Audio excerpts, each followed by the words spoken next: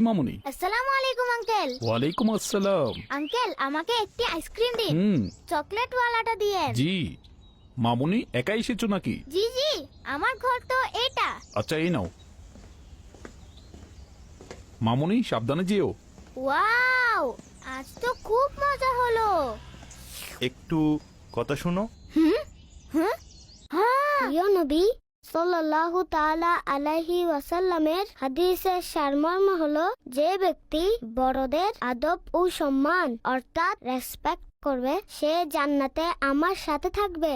রাইকা রাইকা